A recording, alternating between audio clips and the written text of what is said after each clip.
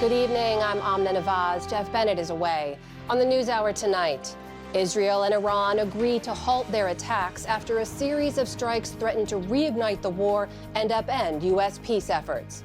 California's primary ballots are still being counted, and the days-long process is leading to unfounded claims of election fraud, including from the president.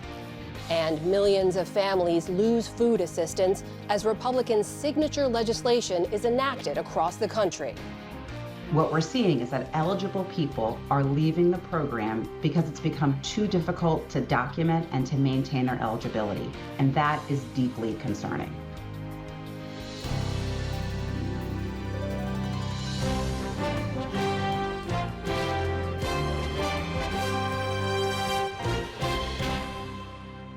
Major funding for the PBS News Hour has been provided by the ongoing support of these individuals and institutions, and friends of the News Hour, including Leonard and Norma Chlorfine, and the Judy and Peter Bloom Kovler Foundation.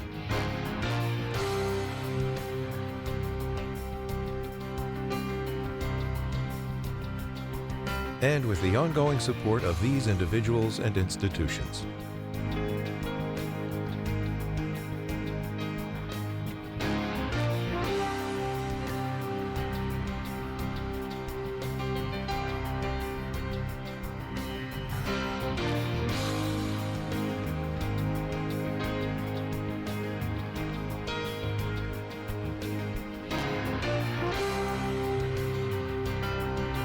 This program was made possible by the contributions to your PBS station from viewers like you. Thank you.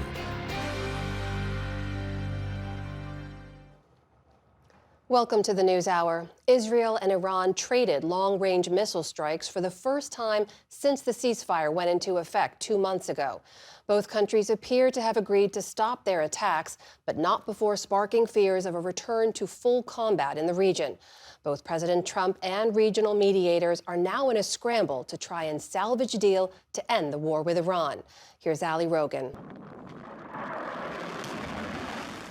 Tonight, the guns have gone silent, for now, after a precarious Sunday evening. Iranian missiles streaked across the night sky, threatening to return the region to wider war. Their target, Israel, for the first time since fighting was stopped by a fragile April truce. The missiles soared over western Iran on state broadcasts to music and cheers. Crowds waved both Iranian and Hezbollah flags in a nod to Israel's continued strikes against Iran's ally inside Lebanon. And their missiles came with messages, including, "You will regret." Air raid sirens sounded across Jerusalem by daybreak as the strikes forced Israelis, including hospital patients, to shelter underground. Like grim fireworks, interceptions of the long-range missiles could be seen across the sky. Others broke through but did not explode, standing like headstones in the soil in both the occupied West Bank and as far as Damascus, Syria. Reminders that this escalation could once again embroil the entire region. Tehran said its latest attacks were in retaliation for Israeli strikes this weekend against Hezbollah strongholds in the Lebanese capital of Beirut. Earlier today, Iran urged the United States to rein in its ally. The United States bears clear responsibility. Whether such violations are carried out by the Zionist Israeli regime in Lebanon or through its coordination with the United States in our region, the direct responsibility of the United States is unequivocal, and the consequences of any escalation of tensions will also rest with the United States. Israel's military responded to Iran's attacks by striking a petrochemical facility in southwestern Iran, as well as other unspecified targets. And within hours of Israel and Iran exchanging fire, another of Tehran's allies, the Houthis of Yemen, brandished video claiming missile attacks against Israel. And the group renewed threats against Israeli-linked ships in the Red Sea. With regional war threatening to erupt again and the ceasefire with Iran on the brink, President Trump urged restraint on social media, saying both countries must immediately stop shooting. Adding, final negotiations on peace are proceeding, subject to ignorance or stupidity getting in its way. That perhaps a reference not just to Iran, but to the president's confrontation with Israeli Prime Minister Benjamin Netanyahu, who has defied Mr. Trump by continuing to operate against Hezbollah inside Lebanon, including with new strikes in southern Lebanon just today. Iran has said a ceasefire in Lebanon is the only way it will pursue U.S. talks. In a video address, Netanyahu said his fight with Iran was stopped for the moment. Right now, the fire at the front is contained because after we hit the terrorist regime in Tehran, it stopped attacking us. If the terrorist regime in Iran makes the mistake and attacks us again, we will respond forcefully. Trump recently voiced his displeasure with Netanyahu, telling the Financial Times, "I call all the shots." He later told Axios that if Netanyahu went back to war with Iran, he might find himself fighting alone. And in an interview taped before today's back-and-forth attacks, the president insisted that this was not becoming an endless war. I don't like these endless wars. This is not an endless war. We've been doing this for 3 months. Much of it has been under the form, a pretty good form of ceasefire. During your 2016 campaign, you called the Middle East a quagmire. What makes you so sure this won't become a quagmire? We're not going to be there. You're convinced this won't become a quagmire? It's not a quagmire. Just wiped out the military of a very dangerous country. Yet clearly, Iran's military retains its ability to launch long-range strikes, and one of Iran's top negotiators today said both the U.S. and Israel are neither committed to a ceasefire nor believe in dialogue, as a deal to permanently end the conflict remains out of reach. For the PBS NewsHour, I'm Ali Rogan. And a short time ago, the Israeli military said it had intercepted what it called a, quote, suspicious aerial element in the far south of Israel. The IDF said the incursion was from Yemen, where an Iran-backed proxy group is based. To help us understand how this latest escalation will affect a host of issues, I'm joined now by Miad Maliki. He's a senior fellow at the Foundation for Defense of Democracies and previously served as a senior U.S. sanctions strategist in both the first Trump and Biden administrations. And from Jerusalem, David Makovsky. He's a distinguished fellow at the Washington Institute for Near East Policy and host of the podcast Decision Points. Gentlemen, welcome to you both. And Miad, I'll start with you. It's fair to say Iran has long said a ceasefire in Lebanon is a condition to peace talks. The shift from words to action is a big deal. Why would Iran choose to strike Israel now? Well, it is a big deal. I think Iran is very clear that, Iranian regime has been supporting these proxy groups for decades now, arming them, funding them. This is the very first time that they're actually stepping in to help one of the proxy groups militarily. I mean, this is the first time Iran is going in to help one of these proxy groups, and it really it is very significant in that term. And I think what really happened here is, Secretary Rubio came out right before the conflict in Lebanon and before their strikes in Lebanon and said, we're not going to give Iran any sanctions relief. The only thing Iran is going to get from opening the Strait of Hormuz is the lifting of the blockade. And it's very clear that Iran's economy is under pressure, probably more than any other economies from the closure of the Strait of Hormuz. They need the strait to be open. But also they need some kind of a sanctions relief. I mean, if they go back economically, they're going to have to deal with a population that is going to deal with inflation rate of 87%, food inflation rate of 200%. And if they're not getting the sanctions relief up front, things are going to get very difficult for them domestically. Now, they sensed a few things. One, President Trump wants a deal, and they need to have the leverage to now get some kind of sanctions relief. Two, I think they sensed some disagreements between President Trump and Prime Minister Netanyahu. And I think they really tried to exploit that in a way that they can get some leverage out of this and turning Hezbollah into a negotiating asset. Iranian regime never agreed to bring its proxy groups into negotiations. They only wanted to negotiate over the nuclear program. Now they're using Hezbollah as a negotiating asset. I think that's very significant. So, David, if you can respond to what Miad just said there, you're in Israel. How have the Iranian attacks there impacted or changed the discussion about the war? And is there a wedge between the U.S. and Israel when it comes to Israel's war in Lebanon? Look, I think here there's a bunch of variables that they're trying to juggle. The country has gotten used to going in and out of safe rooms, shelters at a time of missile strikes, and then life just goes back to being normal. It's almost like a flash mob. They all come together and then they all go back to normal. but the prime minister is in a rough spot here because every day on the TV and on the radio, he's getting slammed by mayors of northern Israel who are saying, "You've abandoned us. You're like become the vassal of Donald Trump.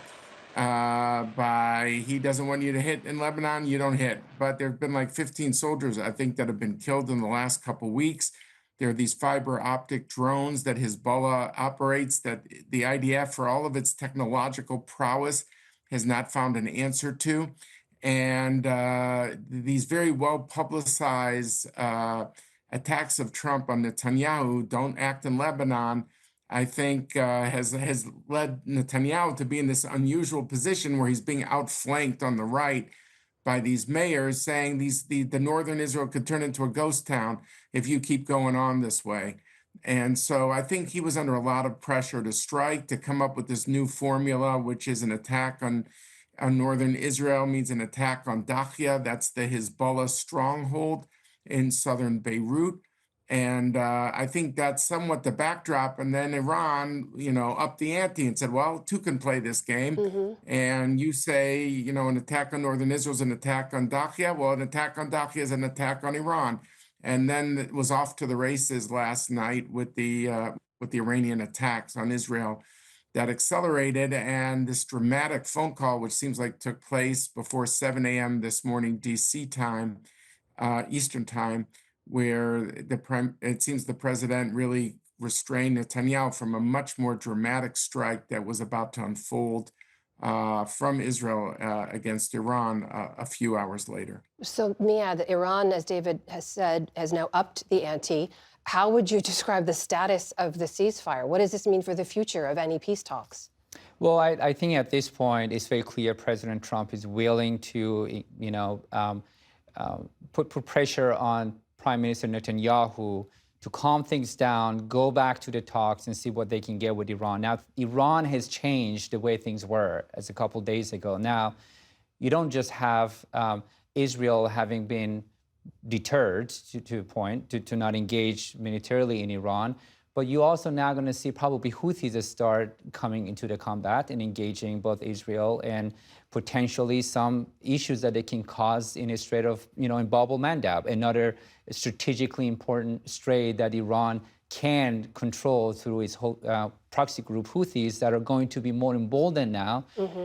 They economically are in a bad spot. In Yemen's economy is in a very bad shape, the Houthi-controlled area. They probably need to get some leverage. They're probably hoping they can get some kind of deal with the U.S. in the West, get some sanctions relief. So they wouldn't be just, carrying the water for the Iranian regime, but also they can get some kind of deal themselves. And they can see President Trump that is really interested in opening up the Strait of Hormuz and putting an end to the conflict. So they might want to leverage that.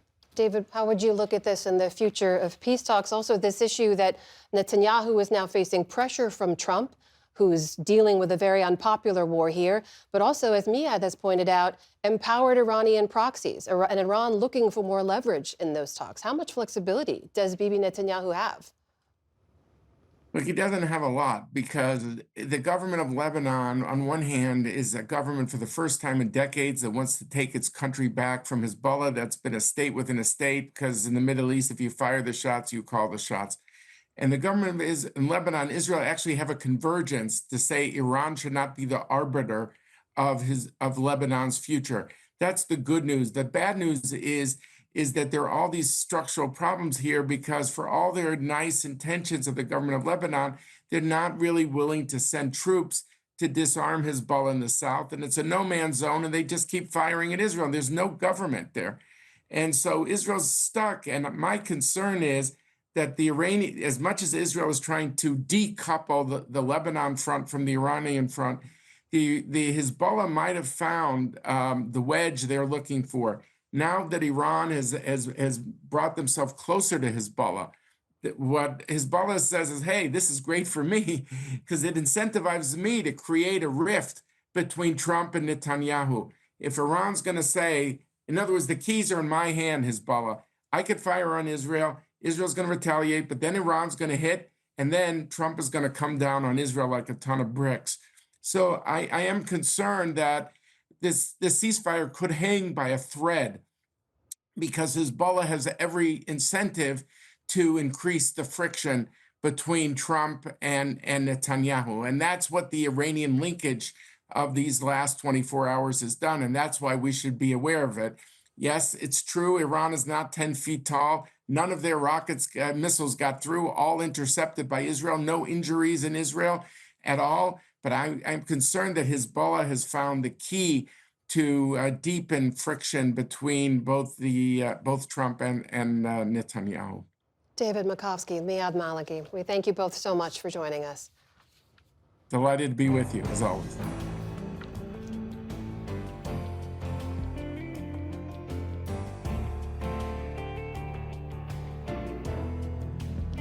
In the day's other headlines, authorities say there are now 3 more cases of New World screwworm, bringing the total number to at least 5 and sparking new concerns for the nation's cattle industry. The initial cases were discovered last week in 2 calves located within a few miles of each other in South Texas. These latest ones were found hundreds of miles apart, one in a calf near San Antonio, another in a goat near Austin, and a third in a dog in New Mexico. In a press conference today, Agriculture Secretary Brooke Rollins said every effort is being made to control any further cases. We now know what the enemy looks like. We now understand what we have to do. This is not a virus. It is not a disease. It is a pest. And so we obviously are treating it as such. Agricultural officials have sounded the alarm about the threat of infestation since a case was detected in Mexico in late 2024. The insect was a scourge for cattle ranchers for years until it was largely eliminated in the U.S. in the 1960s. In Boston, a federal judge struck down President Trump's hefty fee on H-1B visas for highly skilled foreign workers. U.S. District Judge Leo Sorokin called the $100,000 fee an unlawful tax that Congress never authorized. Before Trump announced the charge last September, employers typically paid between $2,000 and $5,000 in fees. The H-1B program was created in 1990 and offers visas to some 85,000 people each year, many involved in the tech sector.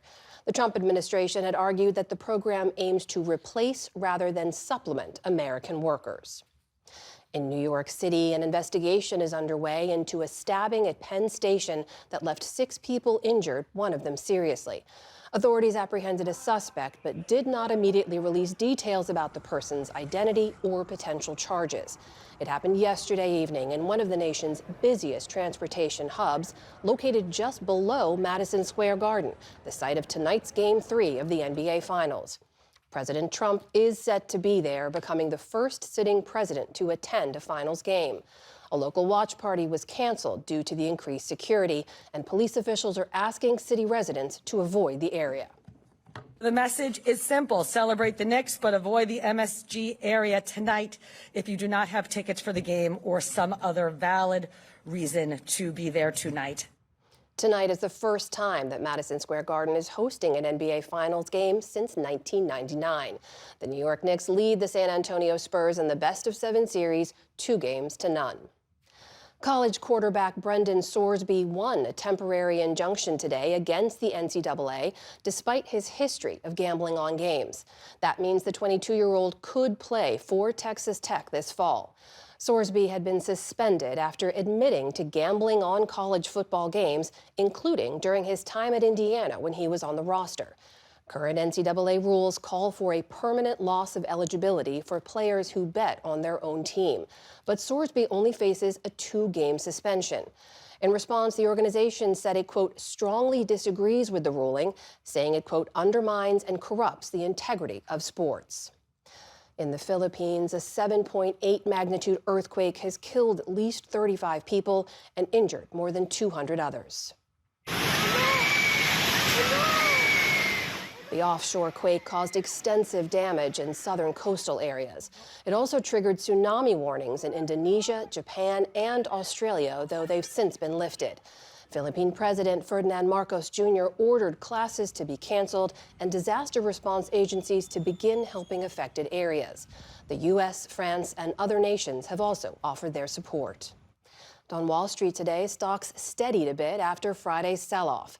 The Dow Jones Industrial Average slipped about 80 points to start the week, but the Nasdaq rose more than 200 points, or almost 1%. The S&P 500 also managed a modest gain. And a new musical, which pokes fun at the golden age of musicals, was crowned Best Musical at last night's Tony Awards. Schmigadoon!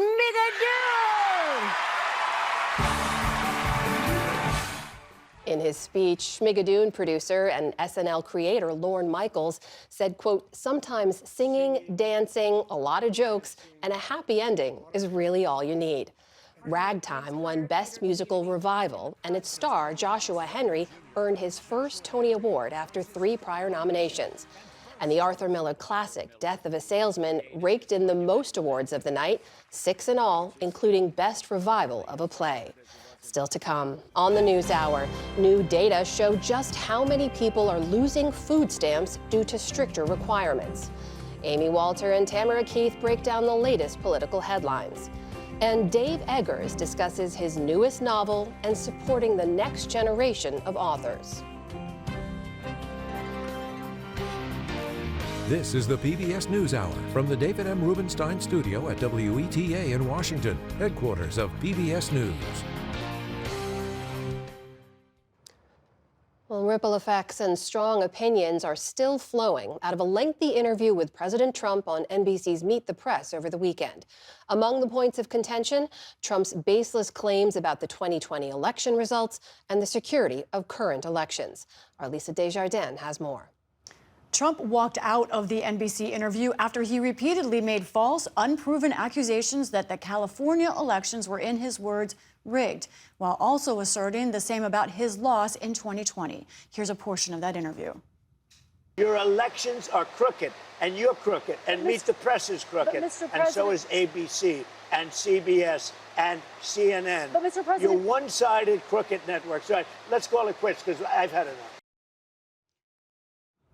Joining us now to sort out fact from fiction is Tammy Patrick. She's the Chief Executive Officer of Programs at the National Association of Election Administrators. She was also an elections official in Arizona for 11 years. Tammy, let's start with 2020. We're still talking about this, unbelievably, but 6 years later, what do we know about any evidence of fraud in that election? Well, it's great to be here talking about the 2020 election once again. It's important to remember the 2020 election was audited, it was recounted, all court challenges were heard and ruled on, and there was no evidence to dispute the official results of who won the 2020 presidential election. It's long past time we move on.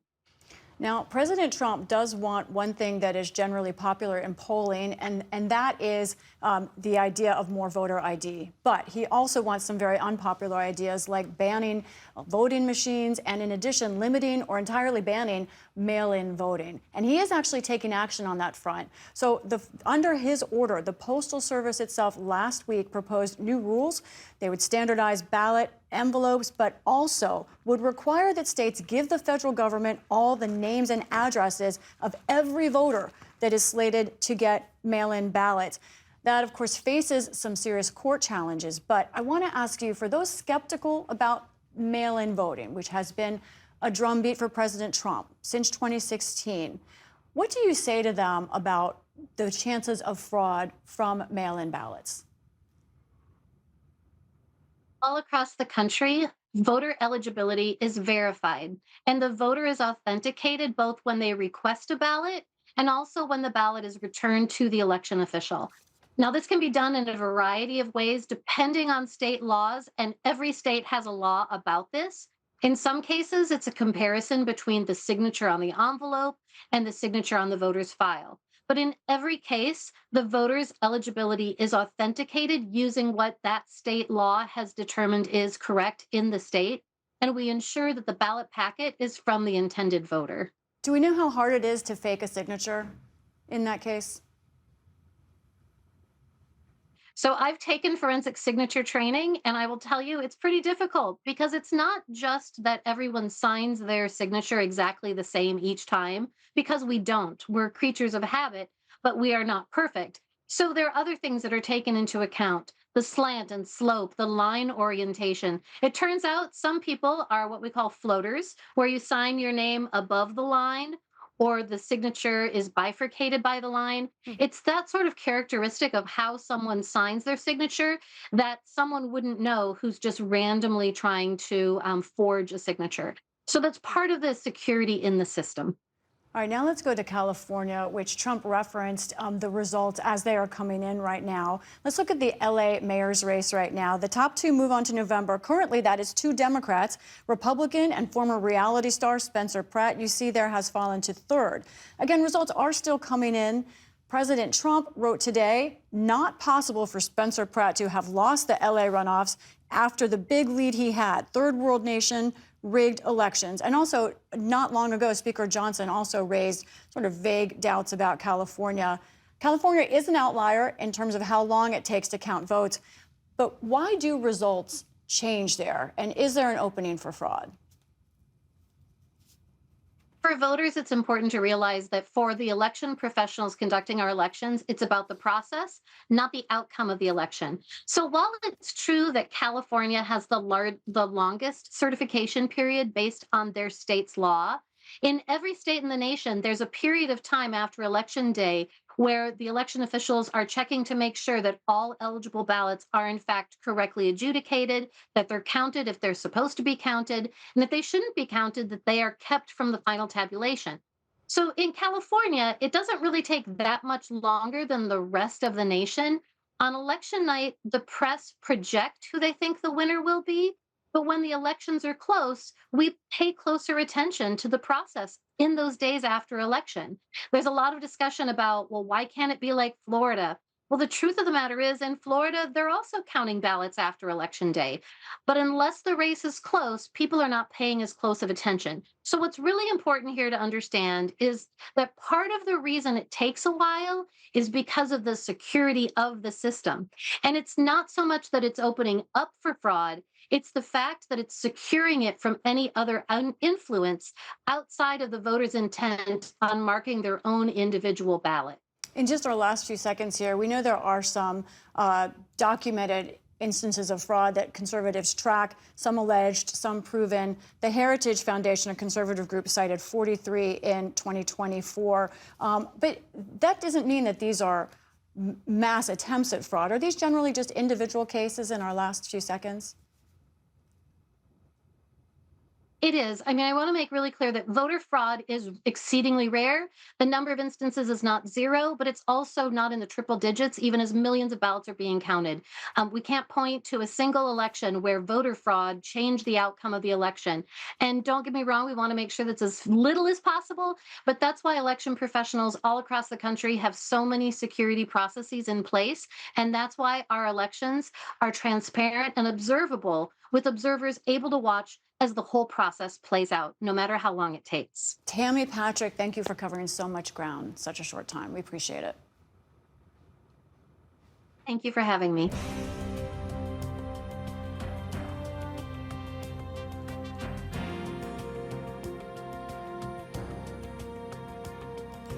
Enrollment in the Supplemental Nutrition Assistance Program, or SNAP, formerly known as food stamps, has fallen sharply nationwide since the passage of the One Big Beautiful Bill Act last summer.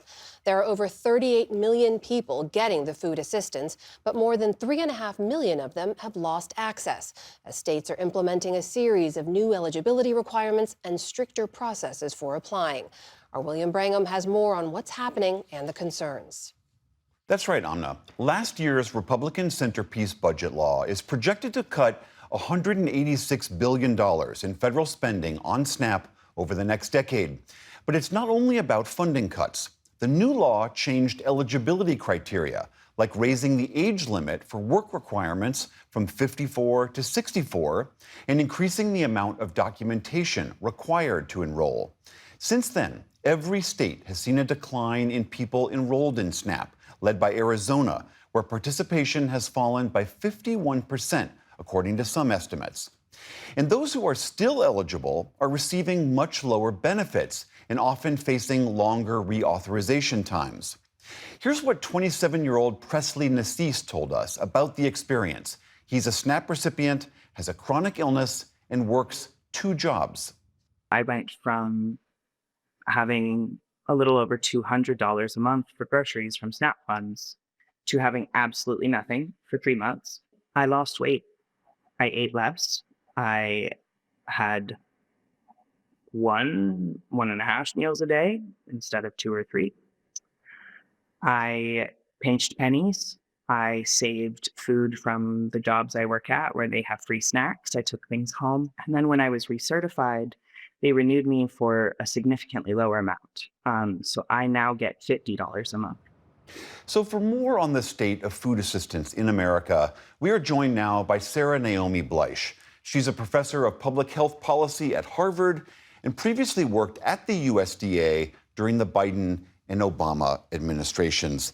Thank you so much for being here. Agriculture Secretary Brooke Rollins and others in the Trump administration have been celebrating this decline in SNAP benefits, arguing that it's happening because the economy is better, they argue, that wages are getting better, and that they're rooting out fraud. How accurate is that? So I would say that that's not accurate, and thank you very much for having me. So there are 3 main reasons why SNAP caseloads would decline. One is that the economy improves, since SNAP is designed to get smaller when the economy gets better. But the economy has not measurably improved since H.R. 1 passed in July of 2025. And we can all probably agree that affordability, including high costs of food, remain an enormous challenge for families in this country. Another reason SNAP caseloads could decline is that the rules change, and as a result, eligibility is constricted. That has happened. There are stricter time limits, meaning that folks have to prove they are working 20 hours a week or 80 hours a month to receive benefits. And the number of people subject to those time limits has gone up a lot. And that greatly increases the paperwork burden, since each month individuals have to document their hours, and then the state has to certify it. And the third reason that SNAP caseloads could decline is that states take actions which contract eligibility. So states face an enormous fiscal penalty if they don't get their payment error rates under control. So that refers to how much a person is under or overpaid for their monthly SNAP benefits. As a result, some states like Arizona are being overzealous in their implementation of the rules, making it much harder for eligible people to obtain or maintain benefits. And at the same time, most states, including Arizona, are understaffed. So they lack the capacity to process all this paperwork. And so when a person is applying for the first time or recertifying or confirming their hours worked to comply with the time limit, there's a 30-day deadline. Even if an eligible person submits all the required information on time, if the state does not process it by the deadline, that person is automatically removed and has to start the process all over again. I see. What about the argument about fraud that they make, that this is, that the declining numbers are because people who should not be on the system are out of the system? So fraud is actually very low in the SNAP program. It's about 1.6%, which is actually low relative to other federal safety net programs. And the new rules actually don't target fraud at all. They're targeting payment error rates, which is, again, referring to how much someone is over or underpaid for their SNAP benefits. And so these changes will have no impact on fraud rates, which are very low already in the SNAP program. There are other people who argue that this decline is also a sign of just a return to normalcy post-pandemic, that the pandemic caused all of this incredible need in the country. SNAP responded, but now we are moving back to a more normal period of life. We talked to Jack Salmon. He's at the conservative Mercatus Center. Here's how he described this. The SNAP program it tends to be pretty cyclical. So what that means is during economic crises like we saw in 2008, 2009, when the unemployment rate goes up, we see that program participation also goes up with that as families struggle more during times of economic strain. What then happens after the crisis, as the unemployment rate comes down and the sort of business cycle improves, we then see the SNAP numbers come down as well. But following the COVID pandemic, it remained elevated for quite a few years, really through the end of 2024. And I think now we're seeing somewhat of a sharper return to normalcy. What do you make of that? Return to normalcy? So this is not a return to normalcy because it is true that SNAP caseloads are going down, but they're decreasing for the wrong reasons. They're not decreasing because all of a sudden we have a much stronger economy. They're decreasing because what we're seeing is that eligible people are leaving the program because it's become too difficult to document and to maintain their eligibility. And that is deeply concerning. As we heard from Presley Nassis earlier, describing just all of these different hoops, he also described having to submit all sorts of bank payments from Venmo and Cash Apps and getting letters from neighbors testifying to the fact that he was actually living in the conditions that he described. How much of this, I mean, the landscape has really seemingly changed for people who want to participate in the program. Yes, and states have made it, states are introducing a lot of more, I won't say that there are additional rules, but states are making it harder for people to submit the necessary paperwork. So there's all the things you have to submit, which is a big challenge for people that are trying to participate or maintain in the program. That's one challenge. But another challenge is then all this paperwork comes in and states have to process it. And just about every state is facing major staffing challenges, which makes it hard then to process everything on time. And if it's not processed on time within that 30-day requirement, folks are going to fall off the program. And what do you make of the argument that some might argue, which is it's good to have these kinds of strictures. It's a big, important program. We ought to make sure that only the people who really are deserving are in that program.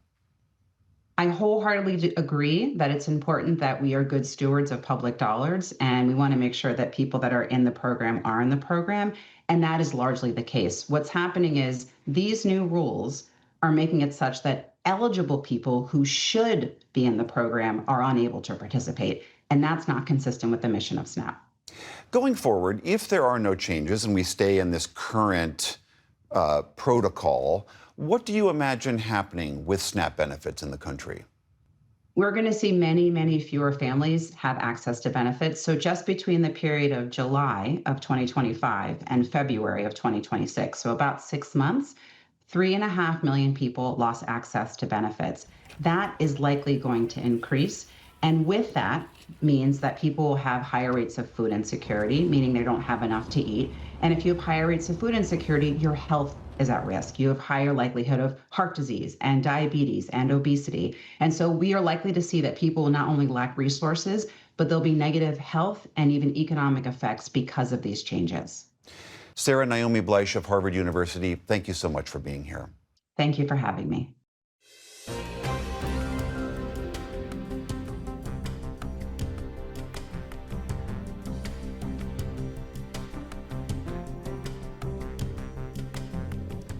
President Trump walks out under tough questioning from NBC. Democrats face character questions ahead of a battleground Senate race, and President Trump's influence is once again on the ballot in South Carolina.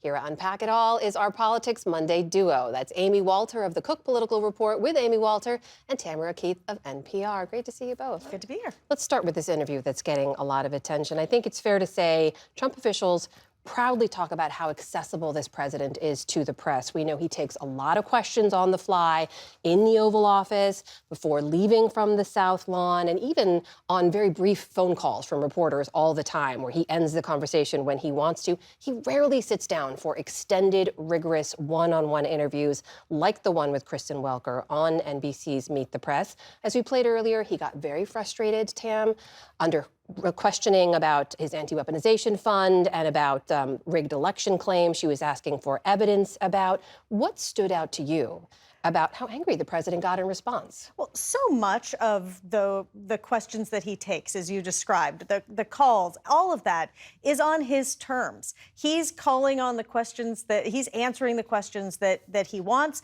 And when he gets a question that he doesn't like, he very frequently attacks the journalist, most especially female journalists, and he attacks them in very personal terms. You saw at various points during this interview him criticizing going after Kristen Welker and her questioning and her professionalism. She stood up for herself, but this, at the end, as he's walking out, he was being pressed on this, this soft spot for him, which is the 2020 election and his whole idea that the election was stolen and the election rigging and all of the things that he's been talking about for all of these years. Baseless ideas, we should underscore here, right? Yes, yeah. And that is why it is central to his identity, and it continues to be something where he doesn't have a good answer to the question of where's the evidence. Mm-hmm. Amy, how did you look at this? And also this larger argument where the White House is always saying he's so available, he's very accessible to the press. Right. Well, listen, if you said, why do you think the president chose to go on to a major platform, a Sunday show, I would say, well, probably because we're in a war in Iran, although which he calls not really a war, but there's that. And voters are very upset, number one, about the actions being taken in Iraq and the repercussions of it, namely higher inflation, gas prices, and that here's an opportunity for the president to explain his thinking. Where are we going in Iran? What's the timeline? To give some clarity to that, and to also empathize with Americans who are saying, yeah, but my gas price went up, inflation is still high, they're in a farm state, fertilizer's too expensive. That was a great opportunity to do that. He provided none of that in this interview. So really, I think he uses it, to Tam's point, as an opportunity for him to say what he wants to say, be on the record for the issues that matter to him. I do think it's more, though, than just obsessing about 2020 that becomes problematic. And Lisa obviously did a whole piece on this before we came on, of really undermining the integrity of elections and the idea that as we go into 2026 election time, the president's numbers aren't looking particularly strong. The difficulty that Republicans are going to have to hold on to both houses in this upcoming election, undermining this as a rigged election is only going to further the frustration, division that we have in this country about how our elections are handled and what it means to actually have a free and fair election that Americans can agree whether they won or lost was actually valid. Well, I know you've both been following the lead up to the primary elections in Maine tomorrow very closely. Fair to say, barring any kind of extraordinary upset, Graham Plattner is likely to win the Democratic nomination. Susan Collins is likely to win the Republican nomination. And of course, there's a number of scandals around Plattner that have only grown in recent weeks, from this list, I have to say, from the Nazi tattoo to sexting while married to ex-girlfriends alleging violence. Plattner denies any violence, we should say, but on everything else he says he's transformed. And this is how one of his supporters actually sees it. Take a listen. It's refreshing to have someone actually own up to stuff that they've done and say, yeah, that wasn't such a great idea. I'm working to be a better person. Why? Because that's what we all need to do. We all have for us. It's not a perfect world. So, Tam, not for Republicans, because I think President Trump has moved the bar so far, but for Democrats, this sort of stuff would have been disqualifying not long ago. What's changed? I think that if you talk to a lot of Democrats, they would say Susan Collins. Like they really see Maine as a solid pickup opportunity. And any chance that there was for Democrats to put forward a different candidate, and establishment Democrats absolutely did want to put forward a different candidate. Governor Janet Mills, who was seen as a strong recruit by Chuck Schumer and the Senate Democrats, by the time she got into that race, Graham Plattner already had huge momentum. He was like riding a wave, and she's there paddling, and she just can't catch it. It was too late by the time she got in. And so now at this point, Democrats have the front runner that they have.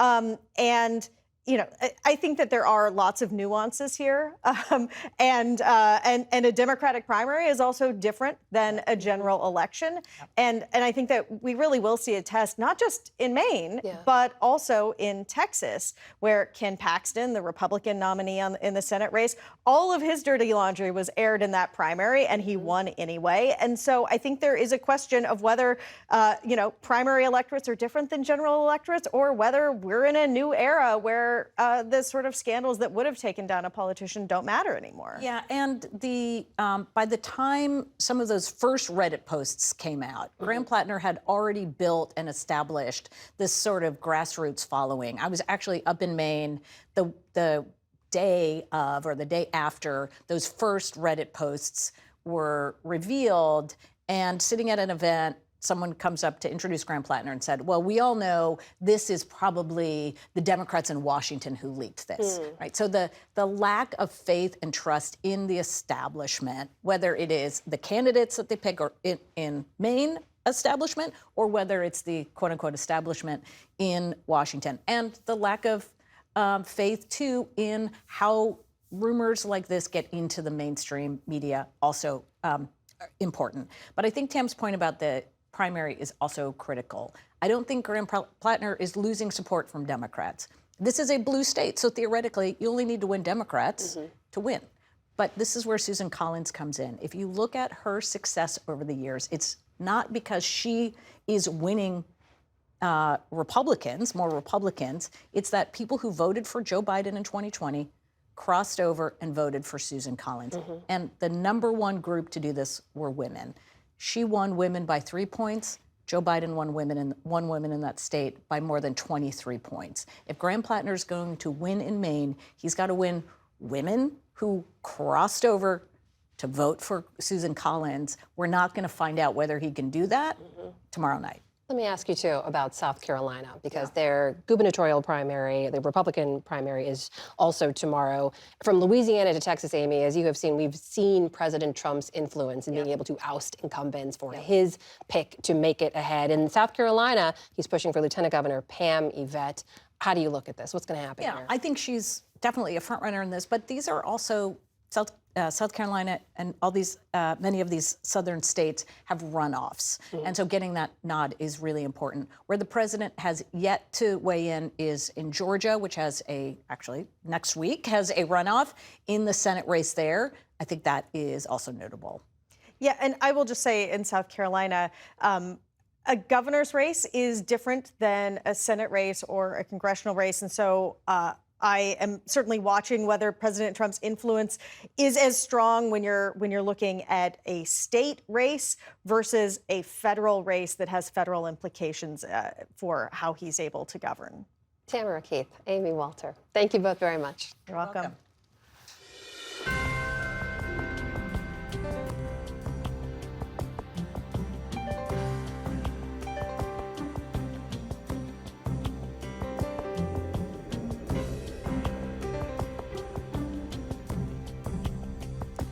Best-selling author Dave Eggers has a new novel out this week telling the story of two art-obsessed friends over many decades.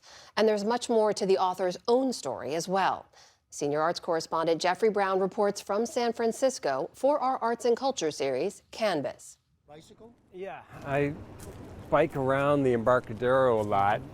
For Dave Eggers, his latest project began on a bike ride. I found this giant door open in this pier, and I discovered it was completely empty. And some thought or light bulb went off. Yeah, I'm always looking for empty space, I guess, like how do you fill it? It's perhaps not the thought most would have, but Eggers walked into the 100,000 square foot emptiness of San Francisco's Pier 29 and did what he often does, imagine new ways to allow creativity to flourish, accessible to all. How do we make the arts free? How do we make them accessible so that they're never exclusive? And that's an obsession. It's like, how do you make it so that there's never an economic barrier to being creative? And that's something that you gotta fight for that. This new vision, a project called Art and Water, intended to provide space for arts education and work studios, with the students learning under the tutelage of established artists. The goal, to address one small piece of this expensive city's affordability crisis. So if you look at a raw space like this, immediately the easiest use is maybe one of the most necessary too, is like to try to put visual artists back in San Francisco. Eggers himself, now 56, is best known as a writer. His 2000 memoir with the brash title, A Heartbreaking Work of Staggering Genius, was a bestseller and something of a generational sensation. He's written 39 books in all, fiction, nonfiction, works for young readers and children. But early on, he trained as a painter at the University of Illinois and still makes art, here screen printing. And his new novel, Contrapposto, centers on a young would-be artist in the Midwest named Cricket, his childhood friend and love interest Olympia, and their adventures together and apart in the art world over decades, into their 70s. I've been working on this book off and on for 20 years. I mean, it's been in my head since I was in art school myself. Really? Yeah. Because it seemed like a formative experience or something you wanted to address? Both. But I wanted to sort of also sort of write about, you know, a 60-odd year friendship, you know, and that kind of devotion. You don't see it that often in fiction. The book's title refers to a position of the human figure in art, a counterpose. Think Michelangelo's David. The characters, well, they took shape in Eggers' mind long ago and wouldn't leave. I got to know Cricket and Olympia so well that I just was transcribing their conversations. I didn't have to write. That's how you felt? Oh, it was you're just keeping up with what they're saying in your head. You're not writing anymore for a while. You're just trying to transcribe quickly enough to get it down, because these are just like people I knew for 20 years. Eggers' own life drawings appear in the novel, an unusual touch for an author. But then much about his own life and work is unusual. He founded his own publishing house, McSweeney's, putting out books, a literary quarterly, The Believer magazine, and more. This week we are going to start organizing our article. Perhaps his most important work, youth writing programs. In 2002, he helped start 826 Valencia, a nonprofit after-school program teaching writing skills to children aged 6 to 18. Its success led to the creation of 826 National, and a network of youth writing centers across the country and abroad, some 70 in all to date.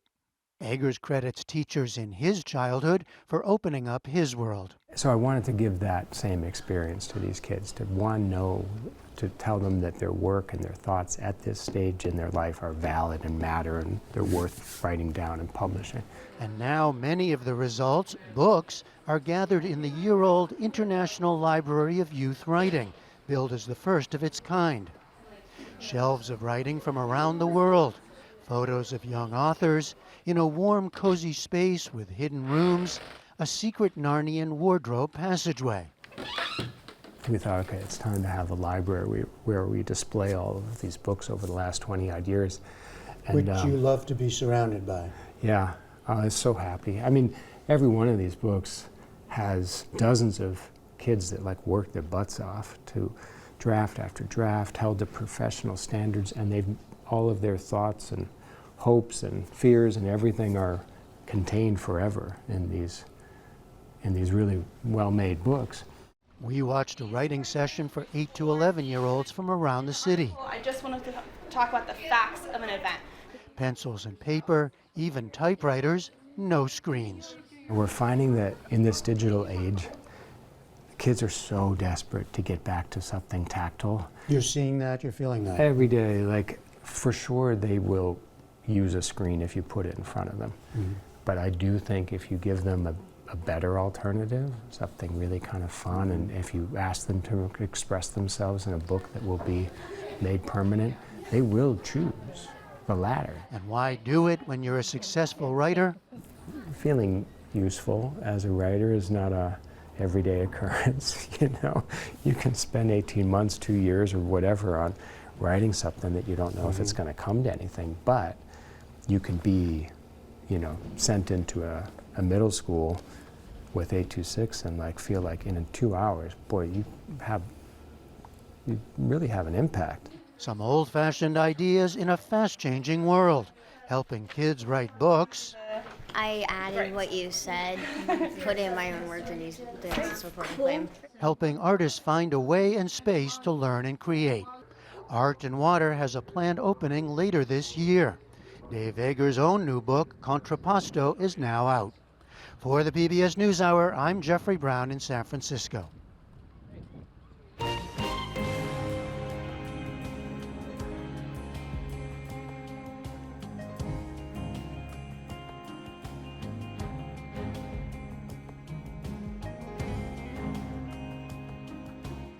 Don't forget, you can find many more stories and follow the latest news on our website, pbs.org/newshour.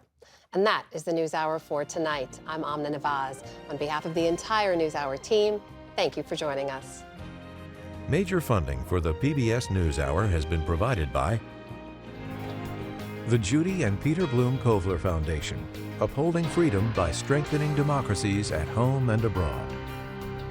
Friends of the NewsHour, including Robert S. Kaplan and Wendy J. Selden through the Raymond James Charitable Endowment Fund. Art Collins and Sophia Shaw through the Arthur D. Collins Jr. Foundation and George D. Hanby III. The Ford Foundation, working with visionaries on the front lines of social change worldwide.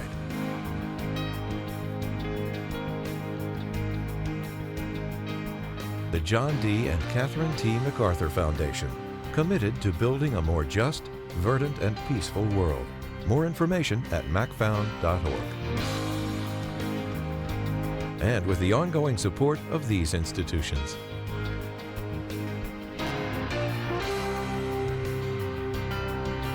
This program was made possible by the contributions to your PBS station from viewers like you. Thank you.